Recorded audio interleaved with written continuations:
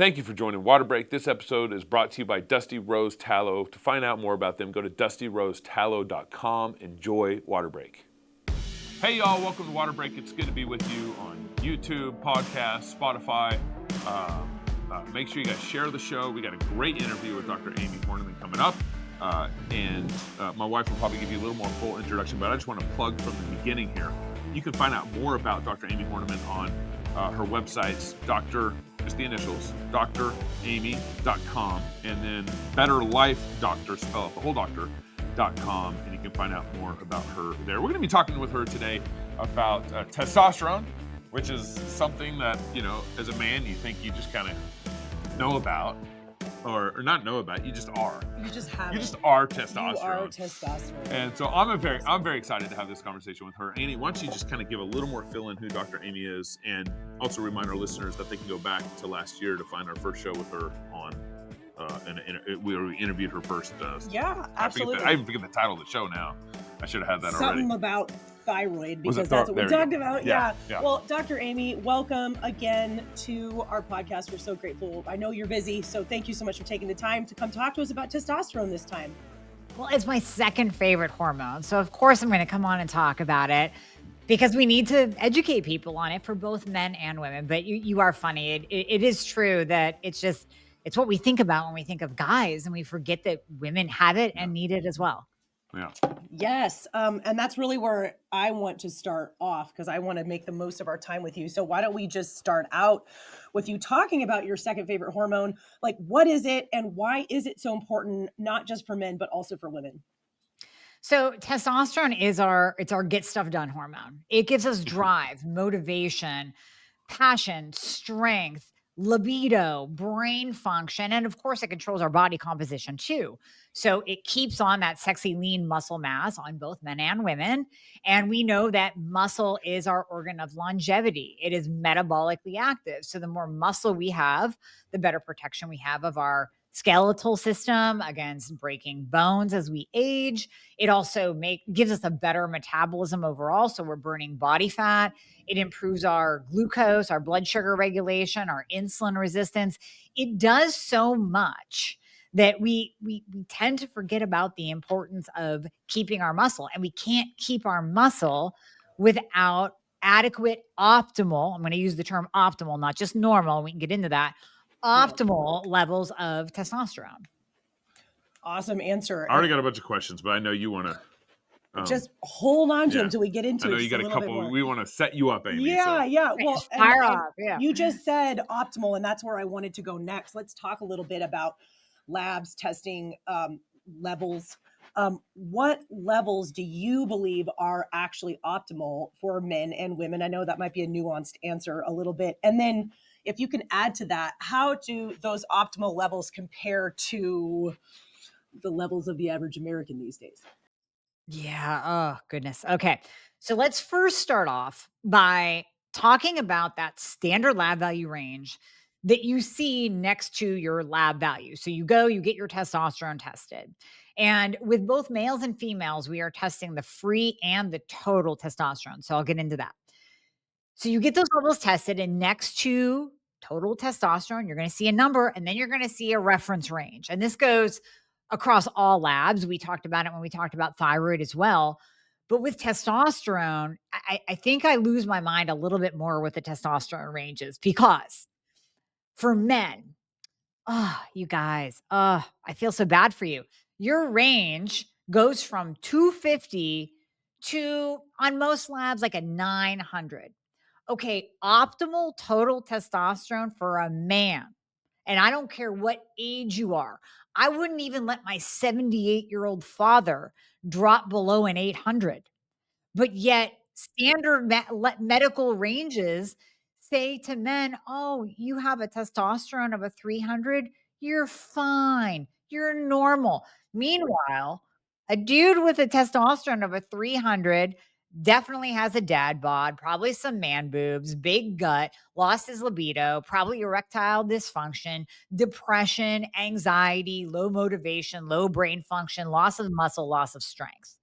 So why would we have that huge range when optimal is like way up here at the top, like quadrant of the range. And then on top of that, I don't care if men are 1100, 1200, 1500, but you actually get flagged high if you're optimal in your testosterone as a man. Now we'll go to the ladies. Ladies, your total testosterone in that standard lab value range usually starts, I think, around a 2. I don't It's even know real. how low it's at, like It's a yeah, 2, right? so low. Mhm. Yeah.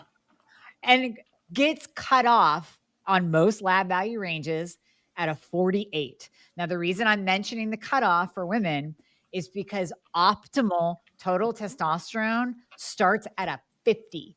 So you literally have to be flagged high in order to even start the optimal range. Literally, for women, they are telling women who come in at a 3, 4, 10 that your testosterone is normal. Mm. And it's such a shame. Now, a lot of people will focus on the free testosterone, and I like the free as well. But the bottom line is if you don't have enough total, you're not going to have enough free. So optimal free testosterone for men all depends on the range. Some ranges go up to a 200, which in those cases, we would like you like around 150, 200. Some go up to like a 20 or a 30, which we want you 20 or above.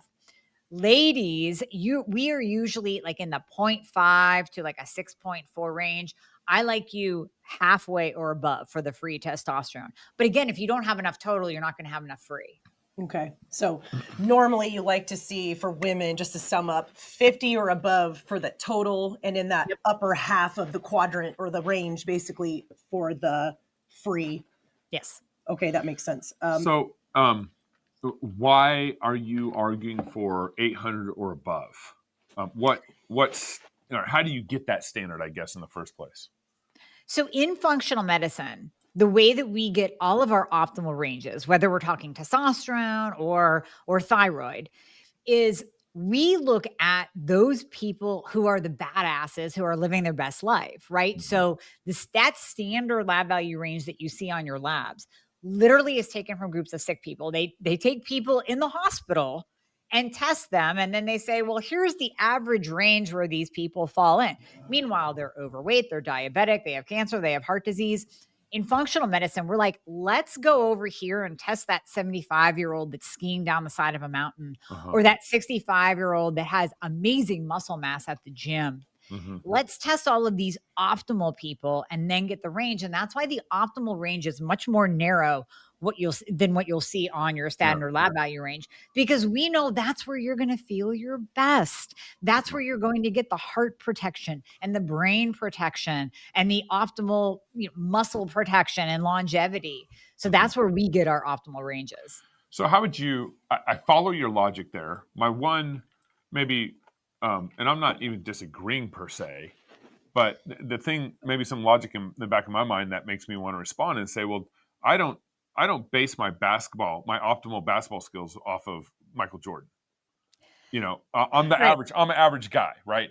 Right. So why wouldn't we maybe not just look at the optimal superstar, but also say, hey, for normal people, this is probably what's best for you. Very true. Very true. So let me clarify that a little bit. So Okay. yes, for the functional optimal ranges, we do look at the top stars, the badasses, but Uh-huh. we also look at all of us. We are taking care of ourselves. We're working out. We're eating as best as we can, the right way, right? With a little bit of cheat here, a little bit of slip up there. We're trying to get really good sleep. We're adding in a few biohacks. We're adding in a few supplements that we know will definitely help support our system. Mhm. We're not living on McDonald's and donuts and watching Netflix until 2 a.m. and drinking beer every single day. That's what I'm talking about when I say, like, okay, let's look at the normal population, and let's certainly not test the population that's in the hospital, because for goodness sake, they're in there for a reason and they have a problem, and we don't want to be like them. We want to be better than the people that are in the hospital. We want to be better than the people that really just don't care about their health and treat their body like a garbage can. Yeah.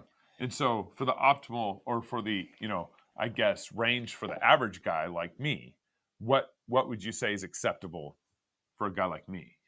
I mean, honestly, you're probably not going to feel your best unless your testosterone total is around an 800. Now, Okay. you might So if you are doing all the things and you're taking care of yourself and doing all the things, you might come in at a 550, 600, 700 and say to me, you know what? I feel amazing. And here is the caveat that I want to add in, because I say this all the time, whether we're talking about thyroid or hormones, the most important question above any lab value, the most important question to you is, how do you feel? Because you are more than a lab value. Labs give us direction, they give us guidance, but ultimately it's how that person actually feels. So I could look at you and you could have a testosterone of, let's just say 650, but you tell me, listen, I'm great. I have amazing workouts. I have a fantastic libido. My mind is on fire. I have great drive and motivation and energy every day. I'm good. Are we gonna mess with that? Absolutely not. But the same we could have another man coming in at a 650 and he's sluggish and depressed and definitely is using Viagra all the time because of erectile dysfunction, but he doesn't even have a libido or a drive to even make him want to have sex. Like he just has low everything, low mood, low motivation, low metabolism. Well, in that case, we're going to treat that and we're going to get that number up. Yeah. So on that note, I work with so many people. I work with far more women than men. And I'm at this point, I always have them draw testosterone because, to your point, I think a lot of us, and maybe this is one of the problems, is that a lot of us think of testosterone just as a libido thing, like that's it, kind of. But there, like you said, there's so much more. It's your ability to move, build muscle. It's your motivation. It helps with depression. And I think that, okay, number one, I can't, like, I probably could count on one hand how many women had on their own have had a testosterone over 50. Like, I never see it. And it's not just like a little low. It's like your total is a 3, your total is a 7. Like, it's in the tank low. And one of the problems is that women are not educated on how many different aspects of their health testosterone can potentially affect. And they also have felt so bad for so long. It's kind of like thyroid, that I don't know that they understand how much better they can feel. And I'm sure it's true for men too. So I think that's part of the problem also. But could you comment on, are you finding so many people so low? Is there an epidemic right now? And do you think it's gotten worse over time? And if Yes. so, why do you think that is? Yeah. Yes. Yes. Yes. And yes. So I do see, I see those numbers. Oh my gosh, almost non-existent. Like, Annie, I've even seen them less than right. 3, You can be negative? not even like negative, like can not be even undetectable, almost Okay. like they're nothing. Yeah. craziness, like absolutely crazy. Now, not with men. Men, when they're low, it'll be like a 185, a 200, Right. 250, 300. But with women, it's literally undetectable. And Right, it's right. just a shame because testosterone does so much. Right. The other benefit of testosterone that I want to throw in that I didn't even mention is it's like an armor against autoimmune conditions too. Mhm. So that's why men, even if they have low T, so even if you have a 250, you're still going to have more than a woman, right? So men have this armor against autoimmune. That's why we get hit with Hashimoto's much more. We get hit with autoimmune conditions as women much more than men do because they naturally have more testosterone in general than we do. So it's very protective. Yeah. The reason, but to your point, Annie, the reason why I do believe we are seeing a massive decline in testosterone levels across the board, male and female, is because of the estrogens, the fake estrogens in our environment. So toxins, pollutants, environmental toxins, stress, screens, phones, bright lights, blue lights, keeping us up, disrupting our sleep, and just really the I want to say the lack of movement. I mean, we are kind of creating a demasculinized society where men are sitting in chairs, working all day, not moving, not lifting, not sleeping, drinking alcohol, exposed to toxins. Their estrogen goes up, their testosterone goes down, and no one's telling them about it. And no one's educating them. And then, same with women. I mean, women get hit with the same amount of xenoestrogens and toxins, and they don't even realize that testosterone is important because their doctor, but when a woman goes in and says, "Doc, can you test my hormones?" A normal conventional doctor will test estrogen because for some reason, they think that all that we have is estrogen. And we have so much more. Yeah. And the same goes for guys. Guys, Right. you'll go in and you'll say, hey, doc, can you test my hormones? Yeah, we'll run a testosterone. Well, what about your estradiol? Don't we want to know if you have too much estrogen that could literally be pushing down your testosterone and causing the man boobs and the beer gut? Yeah, absolutely. Yeah. Yeah. So are you saying, I don't think you're saying this, but I'm going to ask it this way, but are you saying that there's some sort of inverse relationship between estrogen and testosterone? Because basically what you're saying is you're saying, well, it sounds like estrogen's going up. We're intaking more of it through the various mechanisms that you stated, and that's bringing our testosterone down. I know it's more complicated than that, but is there an inverse relationship? Sometimes. And Uh-huh. it's more with guys. So with men, we really don't want, we'll test an ultra sensitive estradiol, or we'll just test an estradiol number. And we really want that like around 30 or lower. We don't want, it's kind of like that Goldilocks. We don't want you, we want you to have some estradiol. We Okay. don't want you to be too low, but we certainly don't want you to be too high. Mm-hmm. Now, I will see men with low testosterone and optimal estrogen, but we'll also see men with low testosterone and high estrogen. So Yeah. yes, when we do get that estradiol going up in a male, we Uh-huh. will normally see a lower testosterone number. Now that's not true for females because estradiol is important. It's what makes us feminine, right? So we Uh-huh. want that estrogen in our body, but we don't want to be exposed to the fake xenoestrogens. Okay, that's helpful. So, and then you're also, it sounds like, making another correlation between estrogen and, let's say, like beer belly, man's body kind of connection. Yeah. So go to the mall, go to Walmart, go to amusement park, go to Disney World, and just sit and observe and look at the men now who are becoming wider in their hips and thighs, almost like a woman. They're starting to gain weight in places that women gain weight, breasts, thighs, hips. And it's almost like we're seeing like these slouched shoulders going down, loss of muscle mass, like literally this loss of a masculinization body, of a Mm-hmm. masculinized body.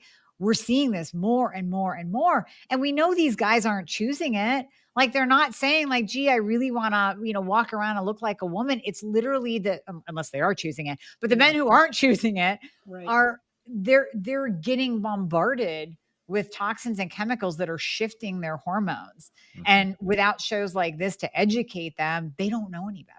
Now, on that, do you think, because it just seems so bad, like everybody's testosterone is so low and it's just such a problem. Do you think that, let's just take these guys, for example, do you think that if they started eating better, getting out in the sun, strength training, 4 times a week, young, that could actually, that would be potent enough to offset this, and they could actually prop up their own testosterone at least till they get, because back in the day it's like, okay, when you're 50, when you're 60, maybe that's when you start thinking about TRT, but like now it's like 30-year-olds with a testosterone of 200, you know what I mean? Like they're so young, and that's true of women too. But do you think some of these more natural lifestyle type interventions are impactful enough and that they can mitigate all these environmental factors, our terrible food system, all the xenoestrogens, like all of that? Do you think there's a chance? Is that where people should start? Or is it kind of like everybody just needs to get on it because it's so bad?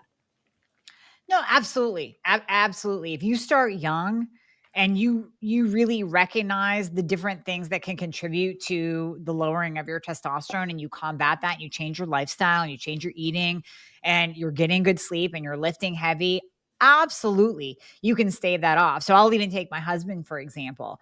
I mean, I met him when he was 50 and he was like a badass rock star. I mean, he had muscle, he had shape, but he's always taken care of himself. He was an athlete young. He's always lifted. He's always just done all of the things. And I mean, zero biohacking, no supplements, no biohacking, just literally just taking care of himself. And it really wasn't until he hit like 53, 54 that we tested his testosterone and it was starting to drop. So we added that in. That just improved on his already their base. Like he already had a good base. So the testosterone just is keeping him at muscular, fit, healthy level. But if he were to have not taken care of himself and we discover at the age of 53 that his testosterone is low, there's only so much that that can do. It's not going to transform you into, Arnold Schwarzenegger. You're going to get that protection, but you're going to have to do a lot more work to really change the body shape, the body composition, and the overall health component. That makes sense. Dr. Amie, I think there is also maybe a little Arnold Schwarzenegger kind of mindset or view of taking testosterone, where people think, oh man, I take testosterone and Like it's like steroids. yeah, or it's like something. steroids or Yeah. something, and Right, it's not true. But what maybe describe that? Like when you're taking testosterone, it's not like you're going to turn into Arnold, kind of thing, Right. Now, I'm so happy you brought that up. I'm so happy you brought that up because I'm going to go back to my husband. Literally, he said, I'm not taking steroids. I've never taken steroids, even when I was an athlete and other guys were. I go, honey, it's not a steroid. It's a hormone replacement. Okay. Yeah. So there's a big difference. Now, I came from the bodybuilding world. I know what steroids are. And when these guys build their bodies to look like Arnold Schwarzenegger, they're taking way more than testosterone. They're taking high doses of testosterone, and then they're taking anabolic steroids on top of that and really doing a whole stack. So when we're talking about testosterone, it is a hormone. It is a hormone that is naturally produced in our body. So all we're doing is literally replacing that hormone to get you to a natural optimal level, not super physiologic, not bodybuilder levels, but just a natural optimal level. And it's the same thing when we talked about thyroid. And a lot of times people will say, yeah, I just don't want to go on a medication. I say, okay, well, let's break this down. Thyroid hormone, just like testosterone, just like estrogen, just like progesterone, they are hormones that we're replacing because your body's no longer making it in proper amounts. Let's look at if you had a child with type 1 diabetes and the doctor came in and said, your child needs to take insulin. And you go, oh, no, I don't want to take a medication. I don't want my child to take a medication. The doctor would look at you and go, well, you're crazy. Your kid's going to die without insulin. It's a hormone that they are no longer producing that is needed for life. Like it's needed to stay alive. Mm-hmm. So you replace that hormone. Well, are you going to die without testosterone?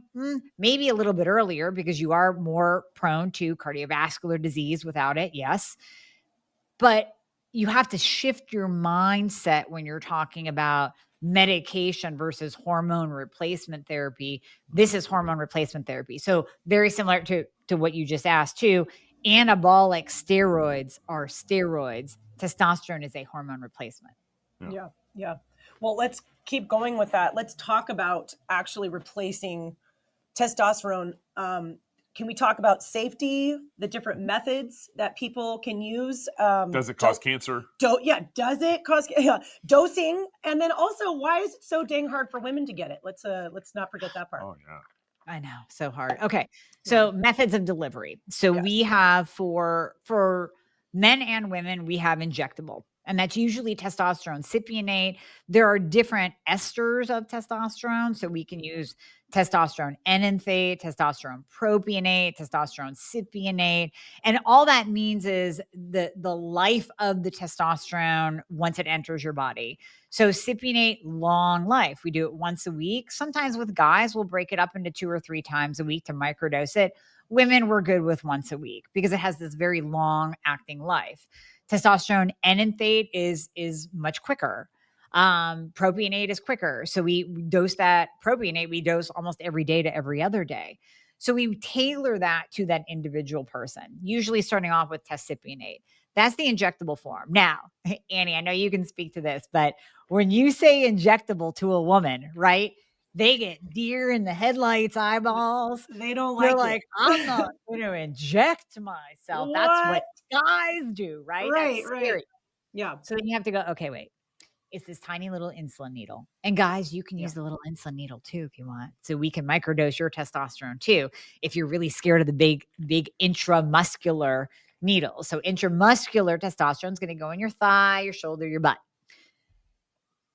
in subcutaneous testosterone delivery delivered by a little tiny little insulin needle. So if anybody's done peptides or GLPs, it's this little baby needle. Can't even feel it. You just grab some skin and fat and go right in. You don't even feel it. So it's very, very easy to do, nothing to be scared of.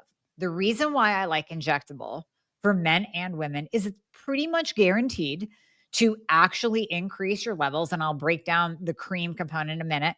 It's guaranteed to actually increase your levels. And surprisingly to many women, it converts less to DHT than does a cream. So dihydrotestosterone, DHT. This is what gives that receding hairline in men. And DHT will give acne, nice facial hair growth, and diffuse hair loss in women. So the last thing we want to do is convert to DHT. Now, DHT is not bad. We want some. We don't want to suppress it to zero for men and women, but we want a nice balance. So for ladies, when we use cream, it's a crapshoot. It's really, if I had to give a percentage, I would say cream works in about 20 to 30% of women. Wow. The other percentage, we won't even see movement in the numbers. I literally just looked at blood work today from somebody in the Just Fix Your Thyroid Facebook group. So not a patient, they're just posting their values, right? And literally her testosterone was a 3. Yep. And she's been on the cream. I'm like, girlfriend, that cream is not working like at all. Like at all. Is that just an absorption issue? Do you think? I can't figure it out. It's It interesting. probably is, absorption, thickness Yeah. of skin, how they're applying it, where they're Right. applying it. Now, I've Right. had other women that have opted for the cream first. They want to try the cream because they're scared of the injectable. And where they apply the cream, they start growing pretty thick hair. And it's Right. usually on their thighs. Right. And then at that point in time, they're like, that's it. Change me to the injectable, Yeah. please. Right. And So, yeah. this DHT conversion is very valuable too, especially for women, right? So Right. that makes sense. So guys, definitely injectable. Women can go injectable or cream. The last thing, the very last choice that I like is the gel. Whether you're talking androgel for guys, 9 times out of 10, it doesn't get their testosterone levels up high enough. And then when they give the gel to women, I'm like, you're using a man's delivery method. They do not have an FDA approval gel for women. So literally you're taking one that is dosed for guys and you're trying to figure out your little micro dose with the gel. It just doesn't work. I always see androgenic or those DHT symptoms when women use the gel.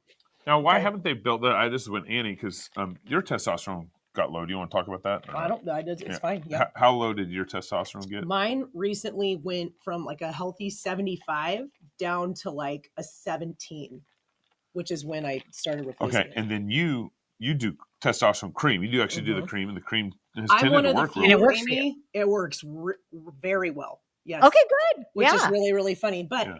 I've worked with plenty of women who have said the same thing as you, that like I went from a 20 to a 23, it's just not moving the dial. So injectable does seem a lot more reliable. It takes away a lot of confounding factors. So that makes a lot of sense to me.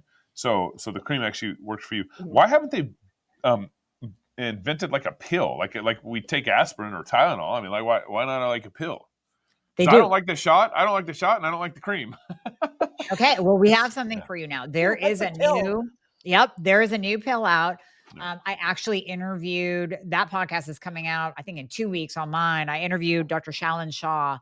He is the CEO, I believe, of Kysotrex, and that is an oral testosterone. Now, in general, let me back up. In general, we normally don't want to give testosterone orally as it's very, very hard on the liver. So there are some troches, which are like almost like little waxy things that you put in the side of your cheek and you let it dissolve. Yeah. Most of that is absorbed mucosally and delivered to the bloodstream, but some of it does get swallowed and processed through the liver. And even that will see elevated liver enzymes. Now with Kysotrex, according to Shalin, he is saying that this does not impact the liver. Now, we really haven't had a lot of patients on it because there's only one pharmacy that I know of in the country that carries it. So it's not widely available yet. But based on that interview that I did with him, it seems very, very promising, especially for people who they don't want to do the injection and the cream and the gel just isn't working.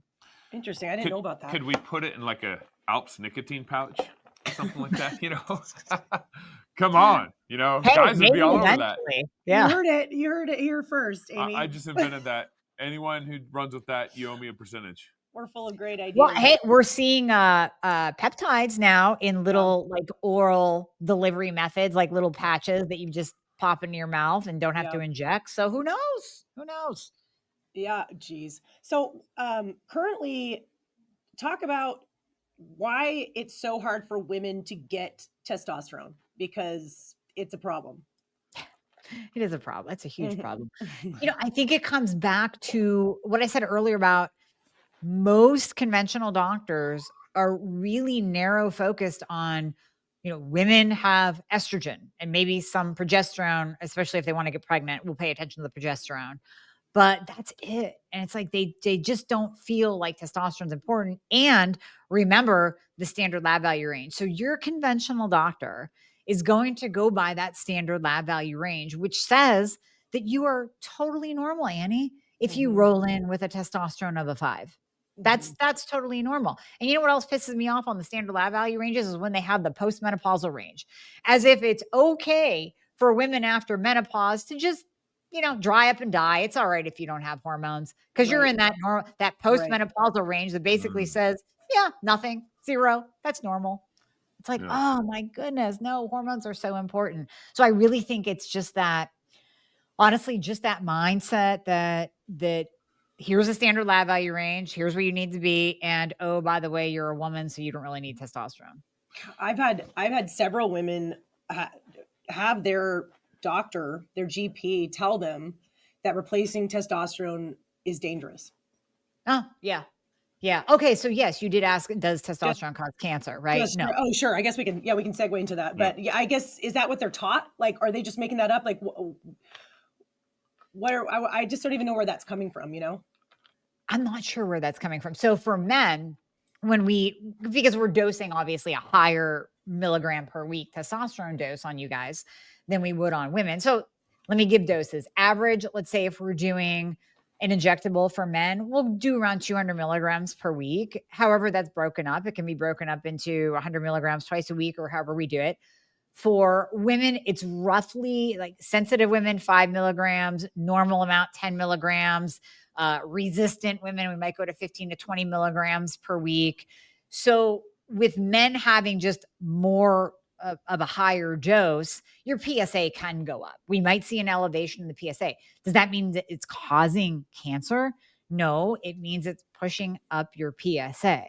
So yes, when you see that elevated PSA, by all means, get it checked out. But just note that when you're on testosterone, that is something that can happen naturally. It doesn't mean that it's causing cancer. For women, I'm not sure of the correlation at all. Some doctors, and I actually just heard this from a woman today in the live that we did in the Just group. She said that she had breast cancer. It was ER positive, estrogen receptor positive breast cancer back in 2017. And her doctor will only give her testosterone. Now, that's a whole other podcast. That's a whole other discussion of, can we give estrogen and progesterone to breast cancer patients that were ER positive? But her doctor was actually open-minded enough to say that you can still have some testosterone. So I wish I could answer that better for you. I really can. I don't know where the block is. Yeah, it's super interesting. And as of now, there's the FDA, there is nothing approved for women, correct? Correct. And so we have to go compounded or try to, like you said, figure out what 1/10 of the dose of a man product is. I told Annie to order under me because it was so hard for her to order it. Well, it's not that hard if you go compounded, but it just seems kind of silly that there's no FDA approved product for women. Do you think that's going to change anytime soon? Well, we had at least the authors of the Women's Health Initiative study, which set us back like 30 years with hormone replacement.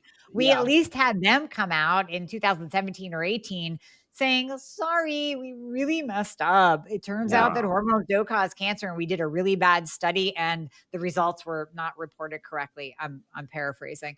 Yeah. But so if that can happen, absolutely, we can get FDA approval of testosterone. And again, going back to that interview I did with Shallon, he is part of it's an actual organization that was started to push for FDA approval for testosterone for women. So it could happen in the next few years. Oh But man. again, doctors like our clinic, we do it anyways. We don't care about the FDA approval. We know it helps. So we're Amen. going to compound Right. it for you, or we're going to prescribe it for you. Yeah. Right. Which is super, super valuable. Um, talk about what the process is like figuring out the right dose for any one person, because I know, like, I mean, I would say almost all hormone replacement, everybody's very different, how sensitive they are, what kind of receptors they have. There's probably a bunch of reasons, their genetics, there's probably just a bunch of things influencing that. But what would it look like if a woman was like, okay, I have my labs are super low, I'm unmotivated, I can't build muscle, I have no libido, checking all the boxes, I'd like to start. What would a starting dose be? And then what would the titration up look like in order to figure out where they feel the best? Right. Great question. So, that really starts with the intake process. So when we sit and we meet with a patient for the first time, we're getting that information of, are they sensitive? You'll always have those women that, and I'm sure you've run into them too, Annie, that they're like, man, if I take one Benadryl, I'm like Mhm. wired for the night. I'm not sleeping. If I take this tiny little drop of estradiol, I'm bloated. I'm holding water. It's like, Right. okay, you're a sensitive person. All right. Right. So Okay.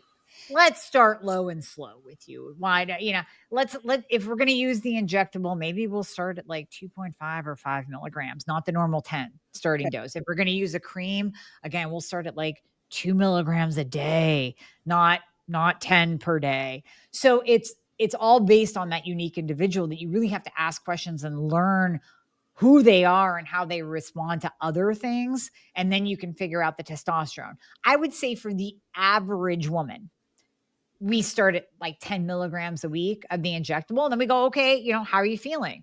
Oh, and we tested her DHT before we started on testosterone, because if the DHT starts out high before she even takes a drop of testosterone, then we know we need to get on some DHT fixer on board first, hold the testosterone for like 4 weeks so that we're blocking that DHT. And then we add in the testosterone, maybe again at a lower dose if she has a higher DHT to start. And we know that she's going to get those androgenic symptoms. So it's working, it's finding that nuanced place, that nuanced art of hormone replacement, and really working with the individual. That's great. That's right. You have a supplement called DHT Fixer. What is in that blocks dihydrotestosterone, which is what Yep. DHT is?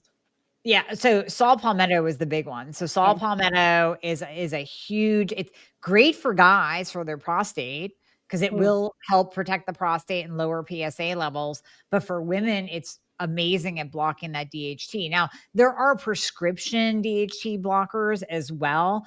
I don't like to start there because they do come with side effects like any Right. kind of medication. Now, Right. if a woman, let's say, starts on testosterone, she's feeling great, but her only issue, I'm getting this hair thinning and DHT fixer is not blocking it enough, then we'll go to like a dutasteride or finasteride, but I try to stay away from those if at all possible. So Right. yes, I created DHT fixer because I kept seeing this in the practice when we were giving testosterone to women and DHT was rising. It's like, oh, wait, we need to do something here.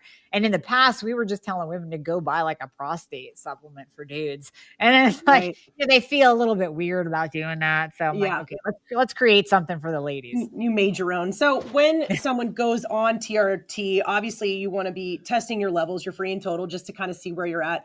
You probably want to be watching DHT. What kind of range do you like to see that DHT in? Because obviously you don't want it too low, but you of course don't want it too high. Where do you like that?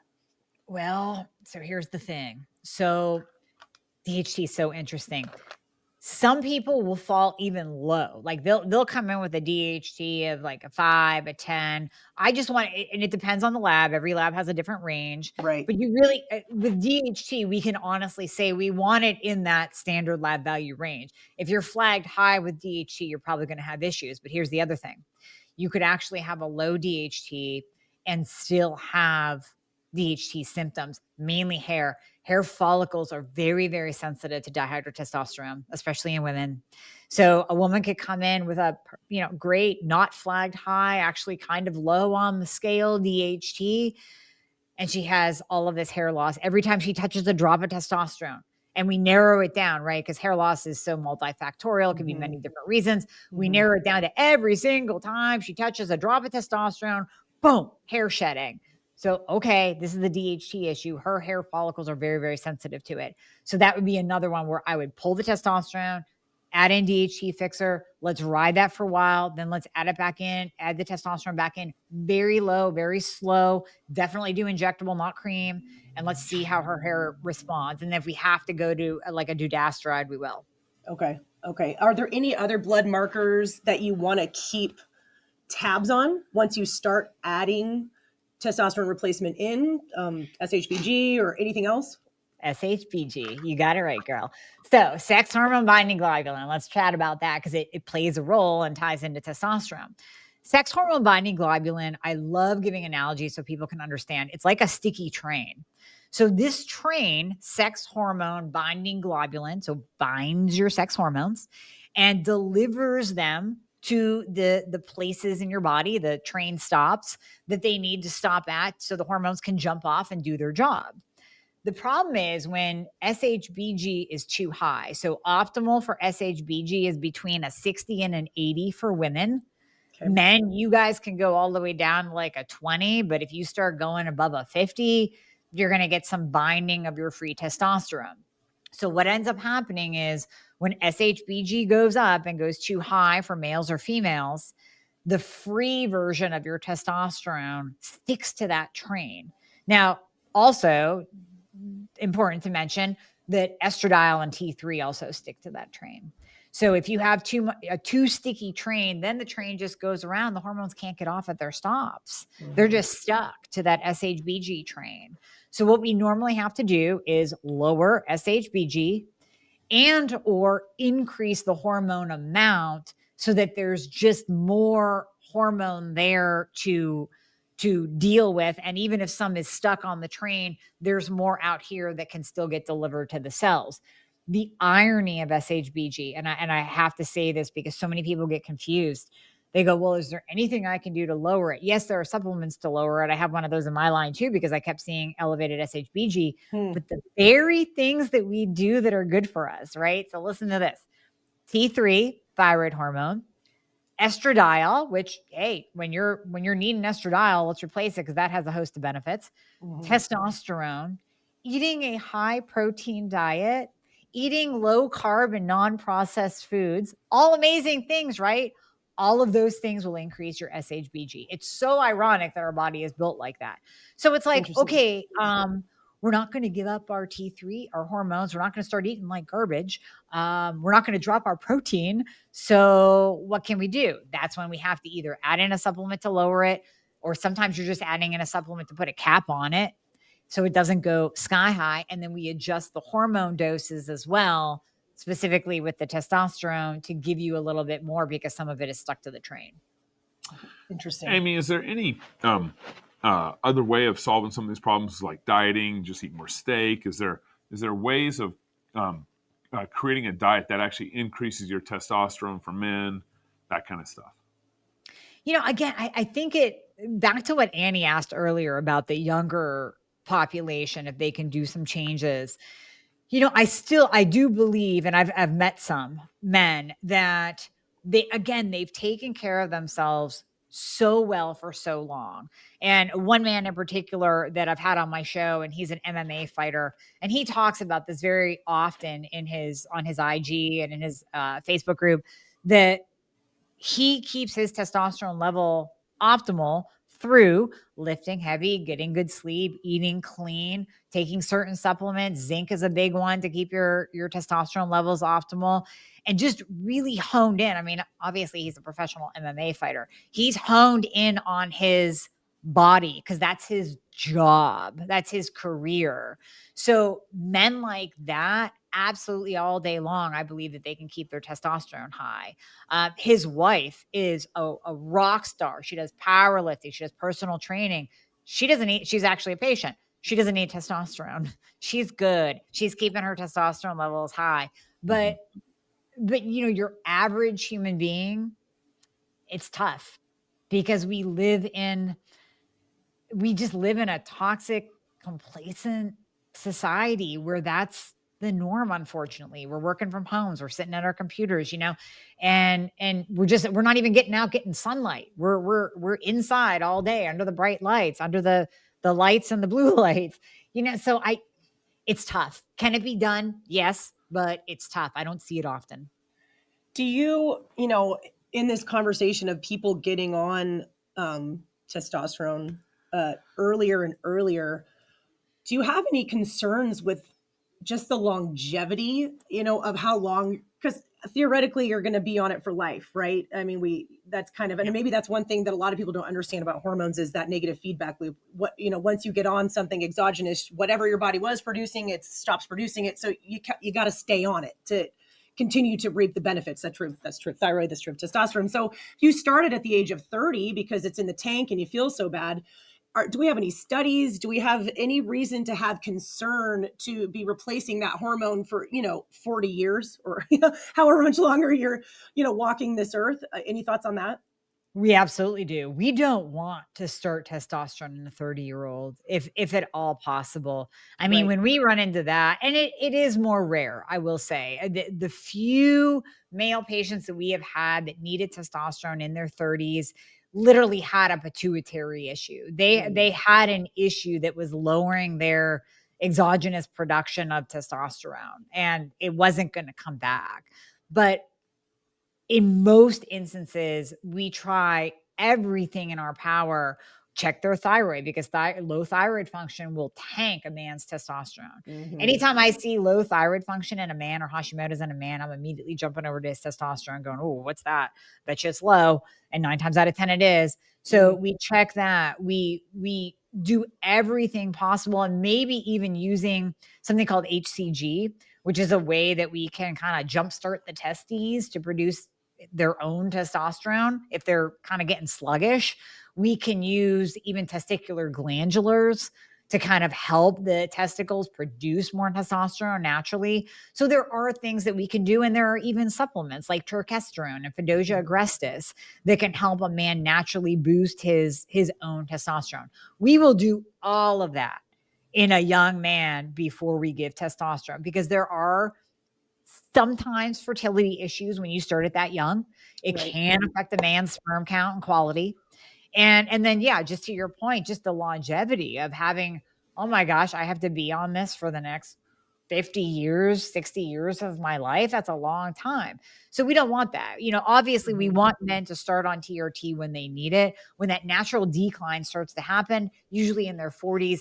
Definitely by 50, we see lower T levels in the majority of men. But oh my gosh, yeah, let's try to avoid it if you're 30. If you're And younger for than women that. too, fertility, testosterone, it's a balancing act. It's needed for fertility, but then you got to stop it when you get pregnant. Right. So best to push that off a little bit. Do you just, in women, I would assume you see a real natural fall off of testosterone through those perimenopausal years, just like you see thyroid going downhill, progesterone go downhill. Is that true? Are there certain hormones also that you see go first, or is it completely depend on the person? It's usually progesterone goes Yeah. first, because progesterone can tank in a woman's 20s and 30s. I mean, that's why Right. we'll see heavy cycles, infertility, miscarriages, along with thyroid, of course, contributes to that. So I would say progesterone and thyroid can happen at any time, 20s, 30s, 40s, 50s. And then testosterone is usually in the 40s and 50s for women. that we'll see it start to tank, and then followed by estradiol. So Estradiol. estradiol and perimenopause kind of goes on a roller coaster first. So you can be estrogen dominant and then really low, and then dominant and then low, and then it kind of falls off a cliff. That makes sense. That makes sense. Yeah. Do you have any kind of ending questions here? No, I think this is helpful, and Super helpful. yeah, and just kind of thinking through, as you get older, how you need to be kind of thinking about that stuff. Is part of what you're arguing here is that a man basically, until he's 90 years old or whatever, he should be kind of in that 800 range as long as he's able, even as he ages. Right. Because as we age, male or female, and especially guys though, are more prone. Well, no, I got to throw women in there too, because heart disease, I think, is the number one killer of women, Right. followed by cancer. So heart disease, testosterone is cardiovascular protective. It literally protects the heart.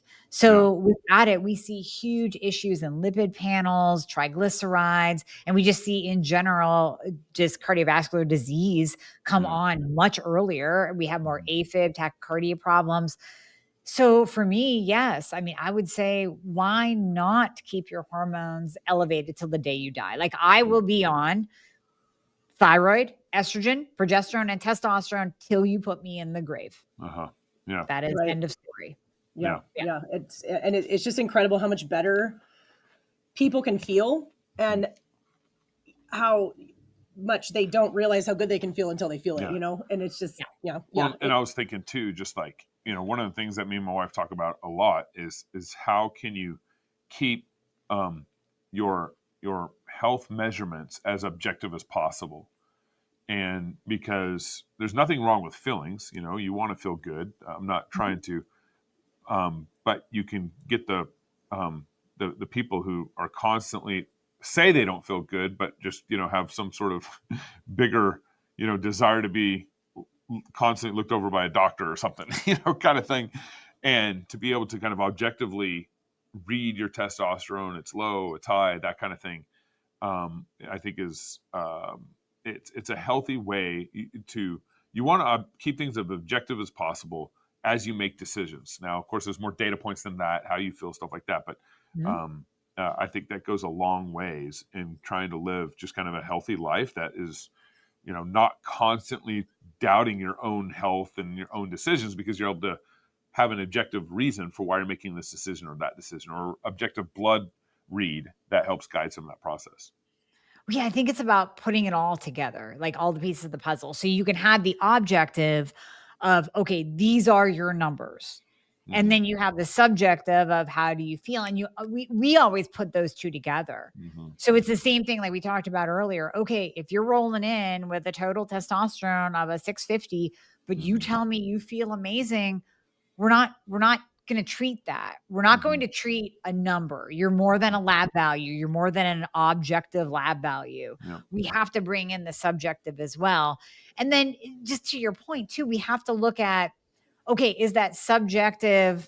Oh, I don't feel great. Is that because you want to be like Brian Johnson and biohack yourself to where you're looking 20 when you're 90? Or are you realistic, right? Are you down here in the real world with all of us where you go, no, legit, I don't feel good. I'm having brain fog. I can't even do 2 push-ups at the gym anymore. I used to be able to do 10. I'm gaining this weight in the midsection, so it's being realistic with the subjective and pairing that up with the objective. Yeah. Yeah. Very good. Oh man. And I just, I'll just add, having these numbers, being able to show somebody their free T3, or being able to show somebody like you have undetectable testosterone, for example, it helps people not feel crazy, because you can feel so bad, and you can think to yourself, like, am I just lazy? Like, am I just stupid? Like, I literally, women all the time, they're just like, I feel like I'm getting stupid. Like, I can't, my brain doesn't work. Like, I need to go get tested for Alzheimer's. Like, I've heard that so many times, but really hormones are so powerful. And so it's really helpful for people to be able to see this when they're feeling so bad, and just to be able to be like, this is why, this is probably why, and know that there is a way to make it better. And speaking of that, Amie, why don't you tell our audience about your program, how people can work with you or some of your excellent MPs. I went through your program. I'm now a part of what you call the progression program. And I will tell you, working with you and your MP is the first time that I finally got the hormonal help that I needed. And I finally feel really, really good.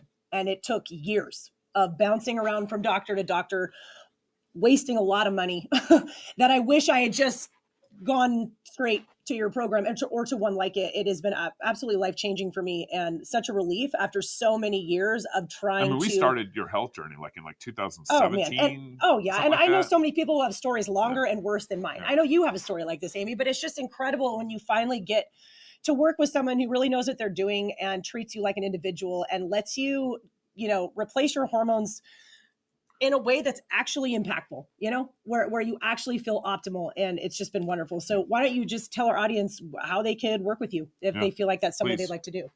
Oh, well, thank you for that. I'm so happy to see you just living your best life and thriving. It makes me so happy.